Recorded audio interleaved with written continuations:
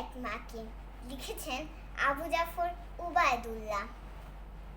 কুমড়ো ফুলে ফুলে নুয়ে পড়েছে লতাটা, সজনে ডাঁটায় ভরে গেছে গাছটা, আর আমি ডালের বুড়ি শুকিয়ে রেখেছি। খোকা, তুই কবে আসবি? কবে ছুটি? চিঠিটা তার পকেটে ছিল, ছেঁড়া আর রক্তে ভেজা। মাগো, ওরা বলে সবার কথা কেড়ে নেবে, তোমার কোলে শুয়ে গল্প শুনতে দেবে না। বলো মা, তাই কি হয়? তাই তো আমার দেরি হচ্ছে। তোমার জন্য কথার ঝুড়ি নিয়ে তবেই না বাড়ি ফিরবো।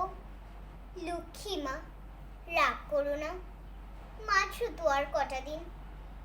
পাগল ছেলে, মা পড়ে আর হাসে, তোর ওপর কি রাগ করতে পারি? নারকেলের চিড়ে কোটে, উড়কি ধানের মুড়কি ভাজে, এটা সেটা আরো কত কি। তার খোকা যে বাড়ি ফিরবে, ক্লান্ত খোকা। কুমড়ো ফুল শুকিয়ে গেছে, ঝরে পড়েছে ডাঁটা, পুইলতাটা নেতানো। খোকা এলি?